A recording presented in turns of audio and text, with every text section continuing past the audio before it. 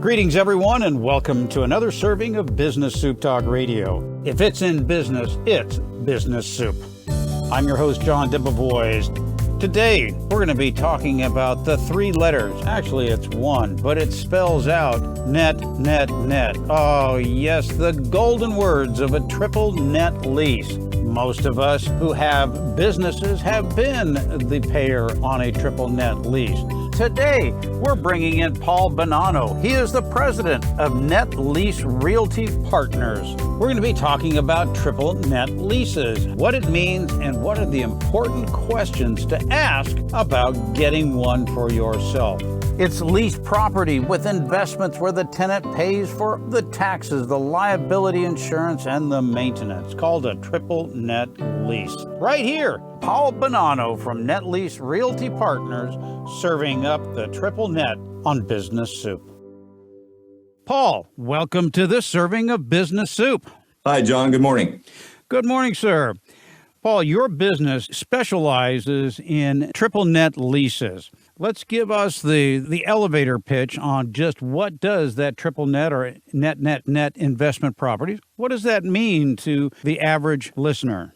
A triple net investment property offers investors corporate-backed long-term leases with the tenant paying for the real estate taxes, the property liability and property insurance for the building and the property, and the common area maintenance that is typically associated with the care and maintenance of a building. And it is managed professionally by the tenant occupying the building like they own it, although you have the benefits of the income stream and the reduced management. So they work excellent for a passive investment to people that are looking for either a trade property or to reinvest from a management intensive property like an apartment building or multi-tenant industrial or retail. And the returns often are very similar once you take out the leakage or the expenses that come out of managed properties. And they offer investors the freedom of not having to pay attention to what goes on day to day. You don't get the leaky roof or the van parked behind the building call when you're out going to play golf or headed out on a holiday.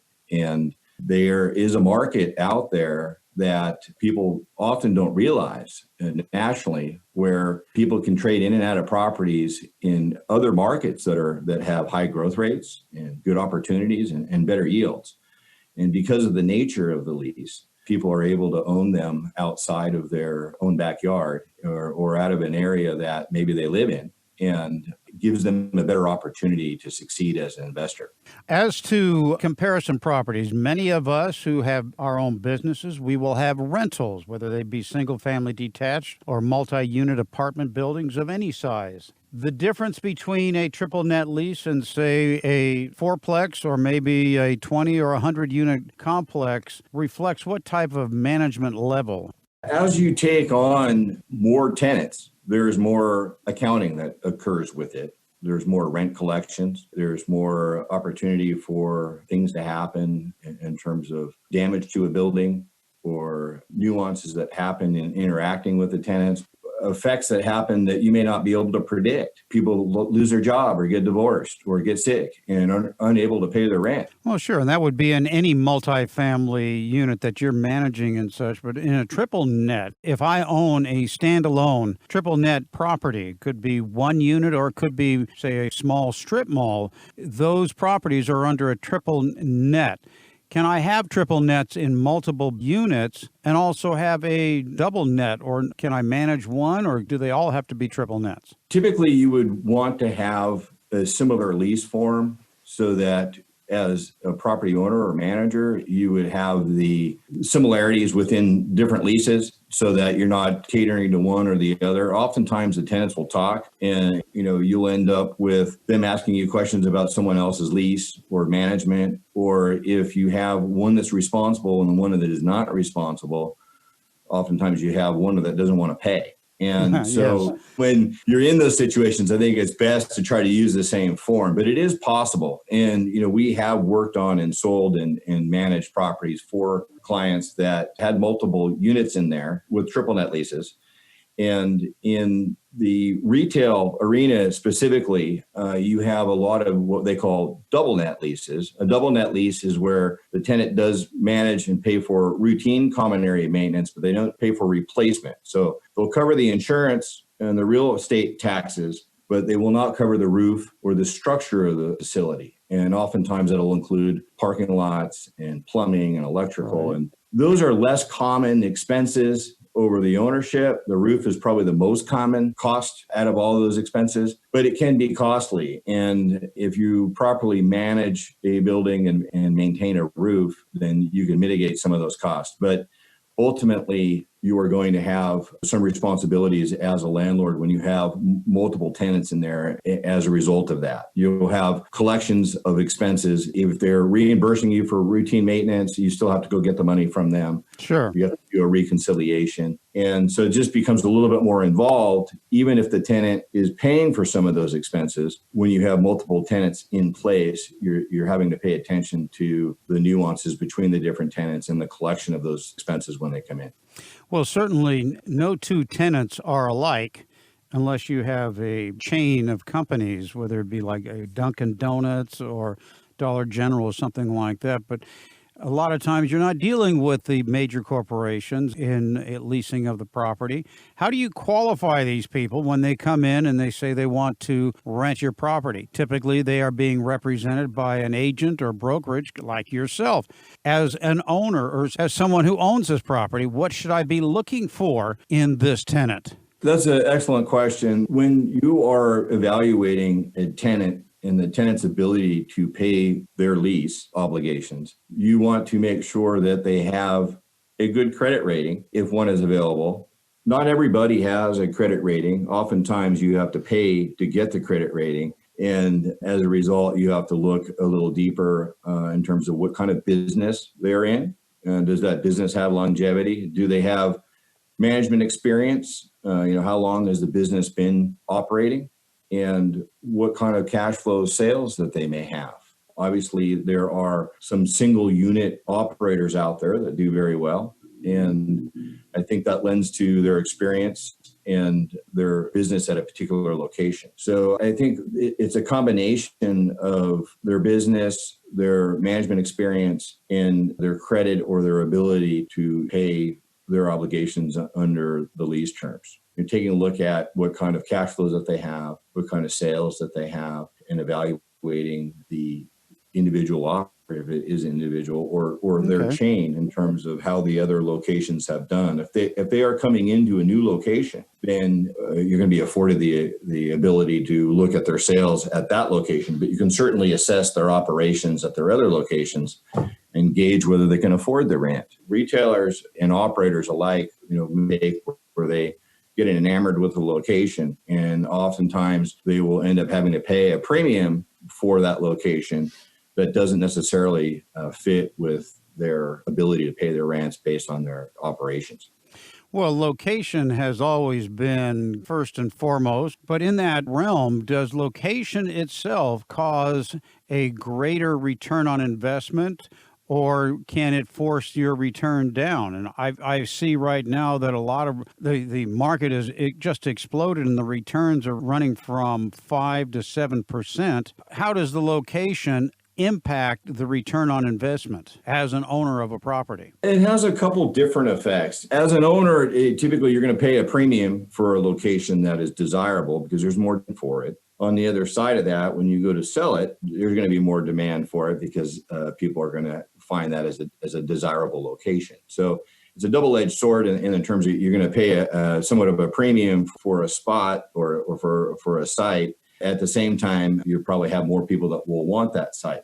Well, sure. And you're going to have tenants that are going to be paying a higher price per square foot that will coincide with the valuation on the property. So, and with that location, what are you finding is an acceptable fee schedule as well as return on investment? If I'm doing a triple net as an owner of, let's just say, a single unit standalone triple net, what should I be looking for as a return on my investment? As you mentioned, as a general statement, returns are typically between 5 and 7% for the really premium credits. in very high-end areas. Sometimes are even going below 5%, for a McDonald's or a Chick-fil-A or some of the other popular high credit brands that are in high profile locations.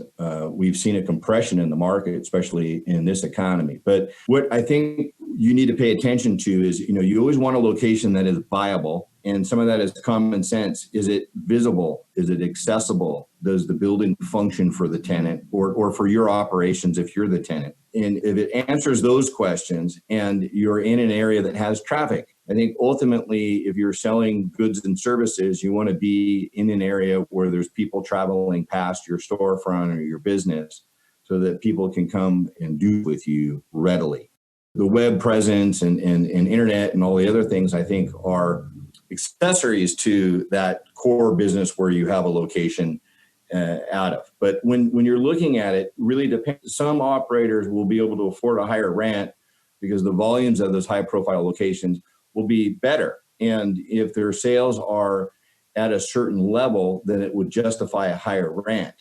Now, you bring up a good point. What can people afford? And I think if you were just trying to gauge, can I afford my business at this location? Or as an investor, do I want to own a business at this location that's paying a certain amount of rent? You have to be cognizant of what the rents are in the area and what that business is either doing or has done at other locations, and then see what proportionate amount of that rent is to the sales or average sales for an operator.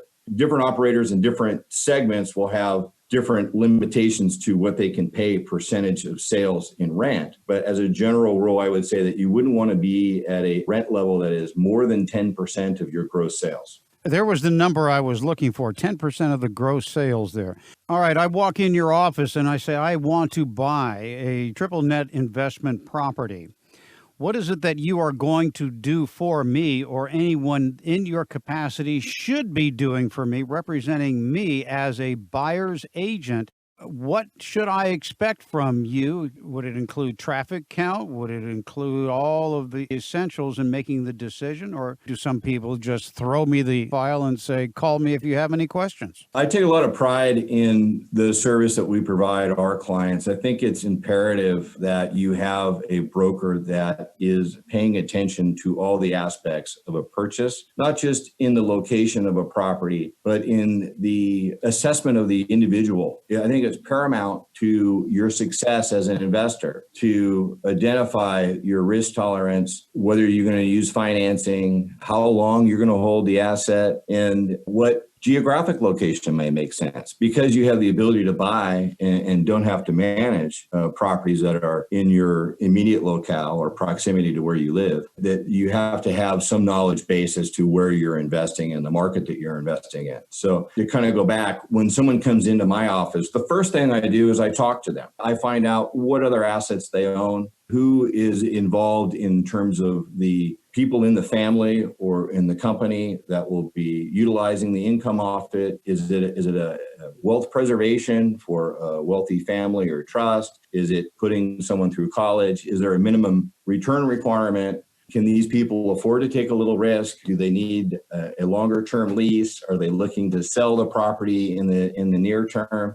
How long they hold it would be something I would need to assess. So I think getting to know the individual and then putting a property that fits their profile is a really key part of the strategizing. We do a lot of exchange work, the types of debt and financing if someone wants to use a loan. In advance of a sale or a purchase, we want to figure out what would work for these people, what will they qualify for, what would give them the flexibility. I think people are myopic or short-sighted in their investment. When they go in, they don't really see some of the potential pitfalls they may have 5, 7, or 8, 10 years down the road. And having the ability to sell or refinance or to navigate through, the things that life bring to us are important things to consider in advance of the purchase. And then finding a property that meets the other requirements just inherently doesn't have traffic. We always pull traffic.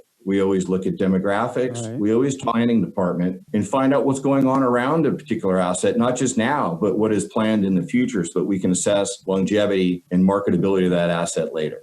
Paul, when it comes to the lease, the devil's in the details. What are the key points that a owner should be looking for in the lease when they're looking to buy the property that will have a triple net lease in it? You touched on a little bit previously. When you're dealing with a McDonald's or a Jack in the Box or a Chick-fil-A or a Walgreens or whatever the tenant might be, they often will have a form lease that they'll use nationally.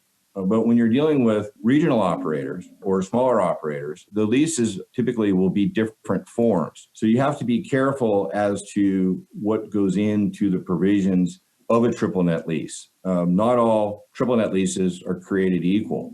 And some of them will have things like limitations to how many times a property can be conveyed before the tenant is not responsible for an increase in the taxes. You have different insurance provisions. Some will have all-inclusive risk policies. Some will not have the same amounts and level of insurance, quality of insurance ratings, deductibles that are required, who covers the deductible, what happens in a shortfall of insurance. A lot of that comes not only into play, but outside of the economics and cost, but the onus that comes on to the landlord in terms of what they have to do. Is there reconciliations or collections? Do they pay the taxes and get reimbursed? So I think the preference in the market is to have a lease where the tenant handles all of those things in any event, whether there's a hurricane or a fire or a flood. The tenant's responsible. Rent abatement, if things do happen, acts of God,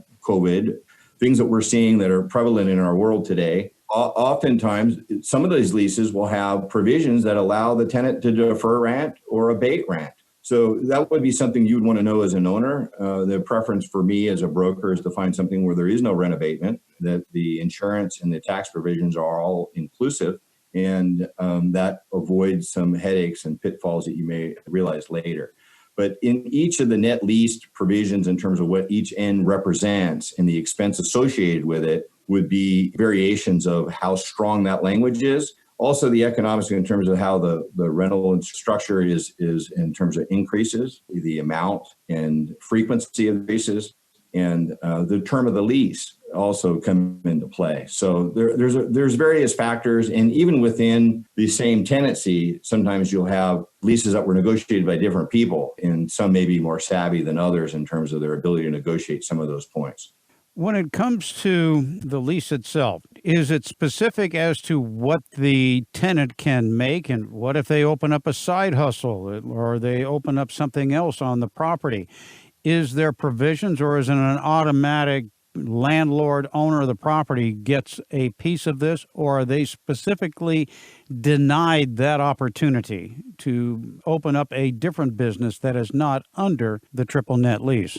The leasehold itself, as it's operated by the tenant, typically gives them the tenant the right to operate their business, whether it's a side hustle or not. They have the right to operate within the confines of that property. Now, if there is knowledge going in that they have more than one entity or more than one type of business going in there, then as a broker putting that lease together, or as an owner, I would certainly look for some additional incentive to allow them to utilize parking lot, or if there's common area, some additional expenses that may be associated with that, so that you can realize some of the potential of that asset with their success of whatever that other operation is.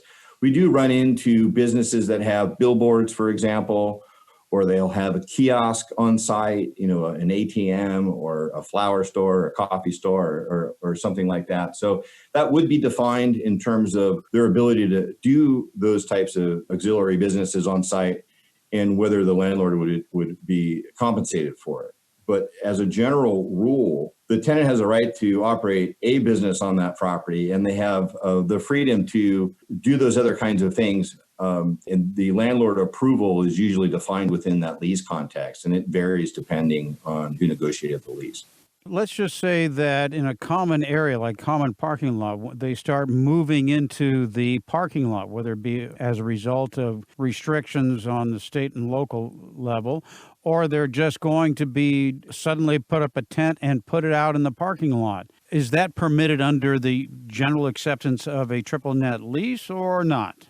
When you're dealing with a triple net lease, and oftentimes we have triple net leases that are out parcels to malls, or they're associated with properties that are behind them, or there might be reciprocal easement agreements with adjacent developments. Usually in those operating agreements, whether it be a reciprocal easement agreement or an association, that defines your ability to use that common area. And typically you are restricted from use of that common area for any individual owner, with the exception of there might be carve outs for holiday sales or temporary parking lot sales or things of that nature, balloons, advertising. Sure. Those things are usually allowed to some extent, but minimized within the guidelines of whatever that agreement is that ties them together.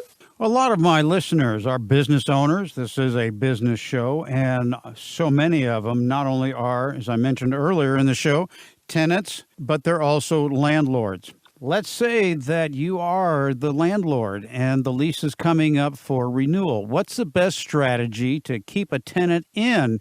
Do you go after them, or do you sit and wait for them to come after you? That's a great question. I do a lot of lease workouts for clients. People hire me to engage with their tenants on getting lease extensions. Many of the leases that are out there will have options. Now, the options on the lease term are for renewals, and they are the tenant's option. So they're pre-negotiated, where if the tenant is happy with the business and accepting of the rents, they can just exercise. And there will be a leading period before that lease expires where they'll have to notice the landlord regarding the desire to use that option. Often the tenant will come to the landlord and say, we want to stay here and it's great, but we'd like to get a little break on the rent. I think it's, as a tenant, I can fully understand their desire to try to negotiate and improve their position, just as a good business practice. On the other side, as a landlord, you have a space where you have the ability to go get certain rents, and there is an advantage to keep your tenant in place because there typically are no leasing commissions, and there are tenant improvements and other things that would come into play if you re-tenanted that property. So